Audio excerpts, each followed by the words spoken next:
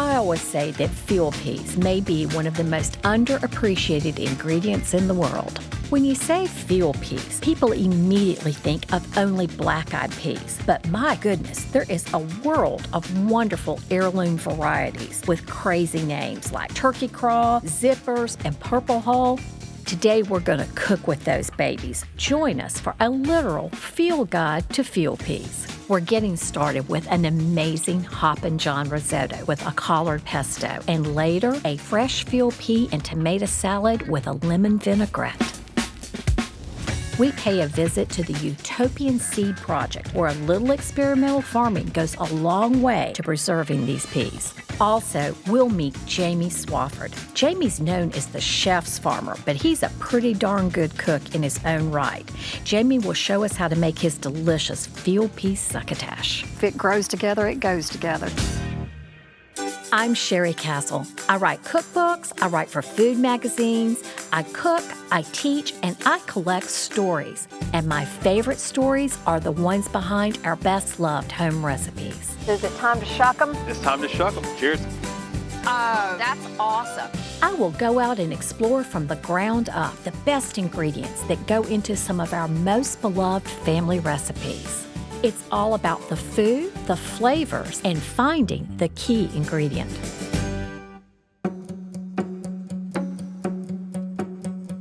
I have always said that a field guide to field peas is what we all need. What many people don't know is that there are dozens, maybe hundreds of different kinds of field peas. They're a fascinating legume, versatile and full of personality. Cooks and eaters love them for their flavor, and they don't all taste the same.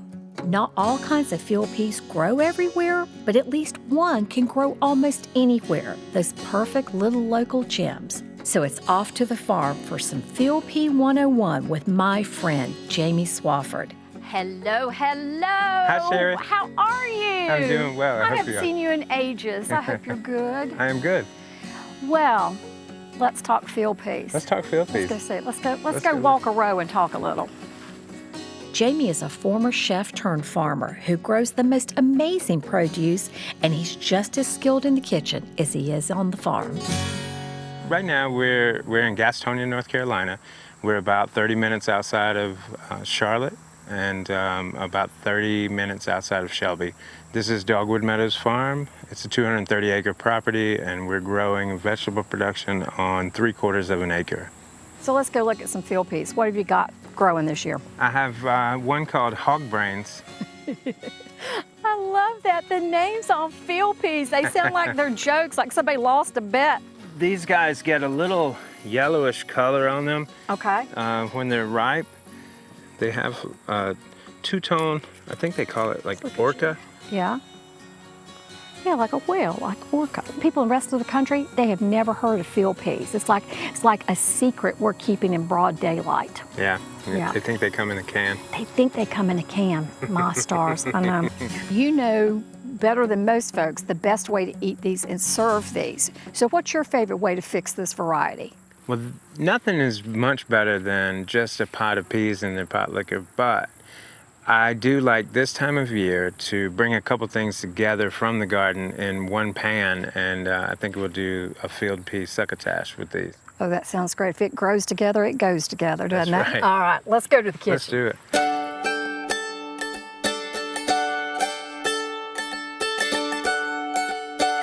Tell me about this succotash, what you're going to do. What's yours today? So today is a field pea succotash. The succotash is a one-pan dish. Back in restaurant days, we called it a one-pan pickup. We're gonna do field peas with peppers that are straight out of the garden, corn, fresh tomato, and some fresh herbs. And that's about it. Like, we want it nice, light, still lively, and delicious, all those flavors in one pan. That's a whole vegetable plate on every forkful, isn't it? The first thing we're going to start with, normally I would be cooking bacon in here, but instead I'm just going to use a little bit of bacon fat to get it started. I'm going to go ahead and add these onion in there. That's just a good old onion, just a chopped onion. Good old Okay. onion. I always season as I go, just a little bit Absolutely. of salt. That's why people say, doesn't it get too salty? Not if you do it right. So now we're going to go in with these peppers. These are all sweet peppers. There's some Jimmy Nardello and Corno de Toro. But if someone wanted to keep this meatless, would you recommend butter or oil or a little of both? Whatever your favorite cooking oil is, not expensive olive oil, but canola or grapeseed or whatever you have around, vegetable, and then maybe finish with a little butter at the end. A bacon fat has an even smoke point, whereas butter, if we started this with butter instead of that oil you mentioned, the butter's gonna scorch before everything gets done. Absolutely right. So when these get a little bit of color, at that point, I'm gonna add the peas and the corn that we have at about the same time. And we're gonna use the liquid that we've cooked these peas in as the broth in the dish. So are these fully cooked all the way to tender? These are about 75% cooked. Okay, all right, so you give them a little wiggle room so they won't go to mush. Yeah. But obviously we can't put raw peas in here because there's not enough liquid and not enough time to take a raw pea to done without all of this just dissolving and disappearing. Exactly. Okay, so all of this, from the time you go until you're done, we're talking, what, 8 minutes? Yeah, the secret's in the prep, just having everything ready, and because when that pan gets hot, it's a moving vehicle. We're getting some colors, like everything's kind of breaking down a little bit. So at this point, I'm gonna add my tomato. I have some aromatics, just some fresh thyme that I've pulled out of the garden. I'm just gonna add a little pepper, and then I think we're there. Isn't that something? All right. You know what I love about that? I love that you can taste everything in there. You've got some peas, you've got the acid from the tomatoes, you've got the pop of the corn, you've got that thyme going on, just enough salt and pepper. So every bite is gonna be its own little meal on a spoon. That's good stuff, friend. Thank you. Thank you.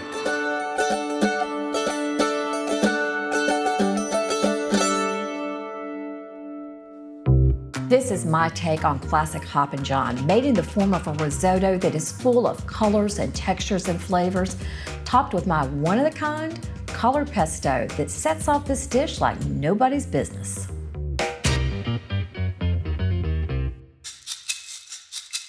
The first thing that goes in the pot is some sausage. Now I'm using a hot Italian sausage. You can use pork or a poultry sausage or even a well-seasoned vegetable sausage. We're gonna cook this until there are no traces of pink. So once my sausage is cooked through, no more pink, I'm gonna take it out of the pot into a bowl. And we're gonna add this back in at the end of the recipe. So now we're gonna cook the vegetables in the fat that was released by the sausage. My sausage was lean, so I'm gonna add just a little bit of olive oil to make up the difference. And I have 3 vegetables that goes in this. The first thing is some diced onion. The second thing is a sweet bell pepper or another kind of sweet pepper. And last but not least is a little bit of diced celery. And we're gonna cook these along with a pinch of salt until they've started to become tender. It'll take about 3 minutes. So the next thing that goes in the pot is our rice, one of the 2 key ingredients in a risotto. This is what's called a short grain rice, which means each little grain is a little bit stumpy, a little oval shape. It's the opposite of long, slender, long grain rices that cook up light and fluffy. We want a high starch rice because it's gonna make this risotto creamy. And so this is a rice called Carolina Gold that actually comes from the southeastern United States, but any rice you would use for risotto is gonna be just right in this recipe. All risottos are made pretty much the same way, no matter the ingredients. They're what I like to call the risotto rules. And one of the risotto rules is to make sure when you add the rice to the pot, you very thoughtfully and thoroughly stir it so that each grain of rice is coated in a little bit of fat. And that will come in handy when you start adding the warm liquid to the pot to ensure that it's creamy and tender all the way through by the time all the stock has gone in the pot. And now we come to the part of risotto that some people think is tedious, but it's really not. We're gonna start adding the liquid. You want your stock to go in about a half cup at a time. and then start stirring. The rice will absorb this stock, and each time it's nearly dry, it's time to add another ladleful of stock. So I've now added 2.5, 3 cups of stock. You may not need all the stock that is in the pot that you've been keeping warm. You want your rice to be creamy with a little bit of a bite in the middle, like al dente pasta. Let's see what's going on. That's just right. You want a little bit of wiggle room that it won't get too mushy when you're adding your sausage and your peas back in. Now this is a variety called a Sea Island red pea. It's the original field pea that was used in Hoppin John. Any kind of dried field pea will work, but these Sea Island red peas are so good. And they've been cooked and drained and we're ready to go. Now you may find that when you add these solids back in, that your perfectly creamy risotto is now a little bit dry. Risotto isn't a soup, but it's not dry either. There should be a creaminess to it. So I'm gonna add 1 more ladleful of chicken stock to make sure it stays creamy. All right, and then gotta add 3 more things here at the end for a little bit of flavor. There's a little bit of butter, a little grated Parmesan cheese, just a little salt, and then a very generous pinch of pepper. And you have risotto. So now it's time to make the collard green pesto. So I blanched and shocked the collard greens, and all that means is to cook them in some boiling water until they're tender and then rinse them in some cold water. So there are my collards, and then we're gonna add some pecans, some chopped green olives for a little saltiness, some sun-dried tomatoes, a little garlic, Parmesan cheese, and a nice big fat pinch of red pepper flakes. And you know your own threshold for how hot is hot, but I like a good big pinch, and a tiny splash of sherry vinegar for some acidity. And then we're gonna put on the lid and give this a chop. So now I've processed this on a fairly low speed until everything is finely chopped. And I want to scrape down the side of the bowl to make sure all the ingredients are participating. Now with this step, we're going to go from the coarse chop to the smooth paste that we recognize as pesto. And I've removed the feed tube from the food processor so I can pour in there. It generally takes about 6 tablespoons of olive oil, but you really have to watch what's going on inside till you know you've added enough to get that smooth, creamy paste that looks right to you.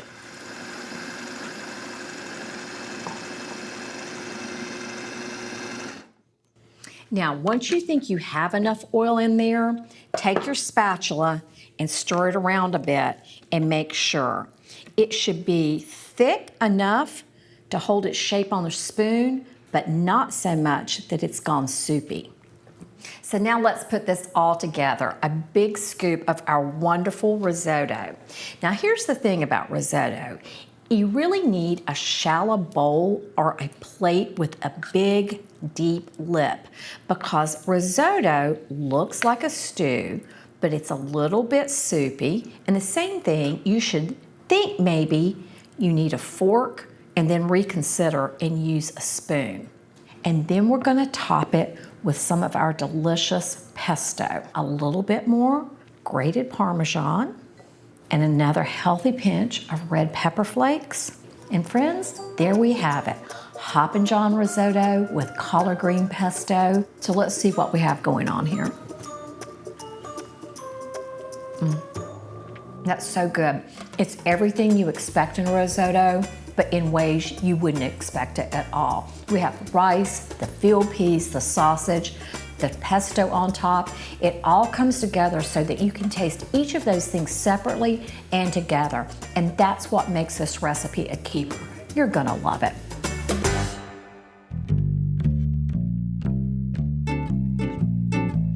Field peas have a rich history. Farmers often save the seeds to share with neighbors and pass down to family and friends. That's what Chris Smith, founder of the Utopian Seed Project, likes to hear. At this test farm, they are committed to preserving heirloom seeds for future generations.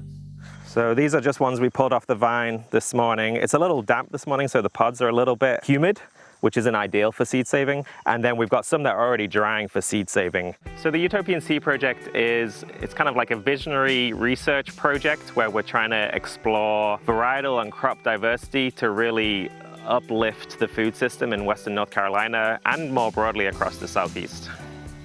I think that vegetable crops in general are a misunderstood thing, right? We go into the supermarket and we see just that one bag of black-eyed peas or just that one variety of okra or that one orange sweet potato. And that's just not reflective of the diversity that exists within our food system. So when you come down to a smaller, farmer market level, home gardener level, when you're growing your own food, then you get this access to a huge amount of varietal diversity. And southern peas, the cow pea, the field pea, they definitely fall into that, maybe more than other crops, because the common bean is kind of like, taken the glorious title. But when you get into the southern pea, there's an equal amount of diversity there, and you see different shapes, different sizes, different flavors, and it's just a very exciting area to explore. And in the case of the field pea, the eating stage of that dried pea that you might put into a soup or something like that is the same as the seed saving stage, so it makes it really easy to save seeds from. If we break one open, you'll see this is a fairly small white pea that's really tasty. You can eat them at this stage and they've kind of almost got like a peanutty flavor. You can just chew them like as a green pea, or you can let them continue to dry down further and then you'd have them as a saved pea that you'd put into soups. So coming down here and working with these crops that all have these deep historic stories going back often to 1800s, and reading about them and learning them and then passing them on to others is just a fun way to continue the stories and the heritage from what we used to know and what has maybe been lost in the last 50, 60 years, and then kind of getting people to be re-inspired about those crops going forward. Because that's kind of the act of saving a seed, is you're saving the genetics within the seed so that you can plant them next year and grow the same crop. But you're also passing on the story with the seed, and that kind of allows the whole history and everything that the seed stands for to be continued way into the future.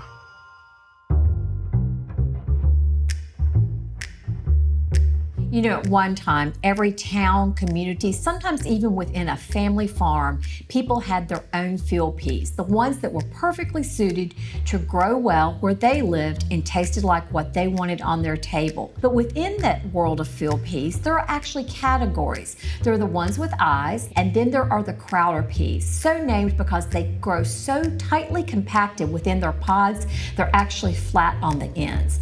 And then there's the category of cream peas, which are my personal favorites. They stay white, tender, delicate. They have a lovely disposition, and that's what we're going to use in this amazing field pea salad. So what I've done so far is I have cooked field peas in just a little bit of salted water and return them back to the pot where they're going to stay warm. Now my stove isn't on, they're just going to stay warm there. Then the next step is a lovely lemon vinaigrette. The first thing when you're making a vinaigrette is this is a little bit of shallot and some salt and that lemon juice, and we're going to let them hang out together for just a couple of minutes, because what's happening is the acidity in that lemon juice is taming down a little bit of the oniony flame in the shallot, and it's going to make it taste really great. So anytime you're doing vinaigrette, start with this step. It's a great secret on making a better dressing. We're also going to put in this some honey. We've got a little bit of garlic, a little grainy mustard, and then this is lemon zest. Whenever I make something with fresh lemon juice, if the texture of the recipe is okay with the lemon zest, I always add it. And now we're going to take our salted lemon juice shallots, and we're going to add that in there and give it a good whisk. And you want to whisk until the last bit of that salt dissolves. And now the last step is to add some olive oil. And you want to whisk away, have your whisk working, and add that olive oil, at least in the beginning, just a little slow drizzle. You'll find that that little dollop of mustard that I added not only gives flavor, but there's something in mustard that will help a vinaigrette hold its texture better without separating. And there you have it. There's already some salt in there, but we will add a pinch of pepper. And then, while my field peas are still warm, we're gonna add them to the bowl and then stir them a little bit. Now, I love for these field peas to cool off because they're still gently warm from being freshly cooked. We're gonna let them hang out in this vinaigrette and cool off a little bit so they can absorb some of that delicious lemony flavor. And while that's happening, we'll get the rest of our salad together. The next part of this salad are the tomatoes. Now, I cut up a few tomatoes already, and I'm going to arrange them on this serving platter. And it can be any loose, casual arrangement that you want.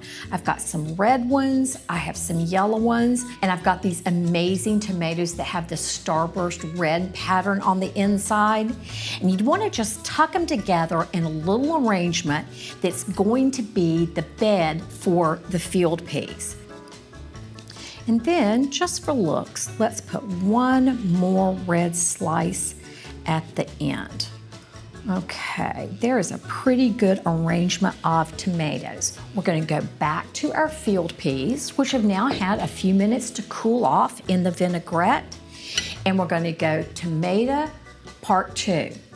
I also picked up some of these delicious sweet miniature tomatoes. So we're gonna add some of these in here too.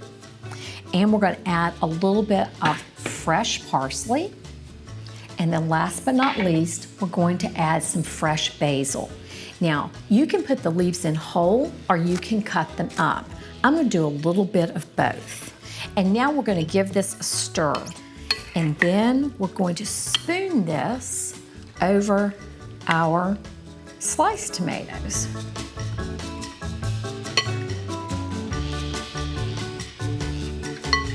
And then if there's any of that delicious vinaigrette left in the bottom of the bowl, you simply drizzle it over the top. Now, I think that looks gorgeous. There's plenty of color, but I always have a few more basil leaves tucked in reserve in case I want to tuck a whole sprig or so around the side here and there. And a little more freshly ground pepper, and if you have it, a little bit of coarse salt. It's not only that last little hit of flavor, it's a little bit of crunch when you eat it. And there you have it. Now here's the little thing. You can cook your peas ahead, make your dressing ahead, you can slice your tomatoes ahead, but you can't do this until just a few minutes before you serve it. You need to be sitting on go when you do this so that everything is fresh and colorful and fragrant and in perfect form. That's how you make Lady Pea and heirloom tomato salad. It's a keeper. It's ready. Yes, it's ready. So just let it all begin.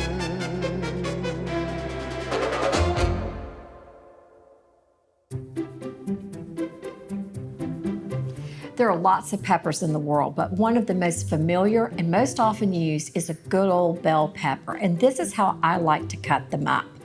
I put it on my cutting board and I cut off the bottom. And then I'm gonna cut off the top, which will take the stem off.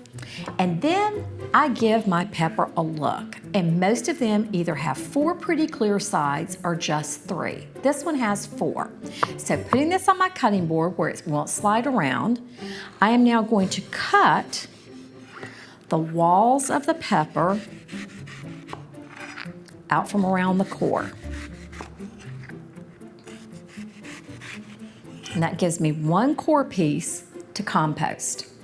Now, instead of a somewhat wobbly oblong-shaped piece, I actually have 4 planks of pepper. And then I cut them into the pieces that I need for my recipe. The first step is to cut one of those planks into strips.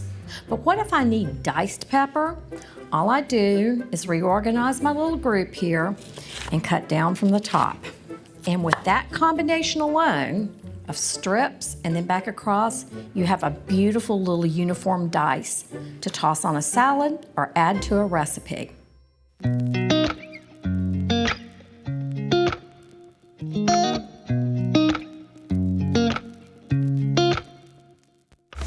field peas have a place in our pantry and our hearts. With their delightful versatility and flavor, they can be the key ingredient in your next meal. The story is they were called hog brains because they were planted outside of this farmer in Alabama's hog pen, and overnight the peas were gone and the hogs were gone, but they didn't rip the fence down, they didn't go under, they didn't go over, so the hog had some brains to get out to get to those peas. And take peas with him for the trip. I love that. So these guys get a little yellowish color on them Okay. when they're ripe. When they start to ripen, yellow, white, and the reason I choose these is I love the peanutty flavor when they're raw. Look at that. This is my first raw field pea. I'm excited. They're delicious. They do. They taste like raw peanuts. Man. And they make the best pot liquor.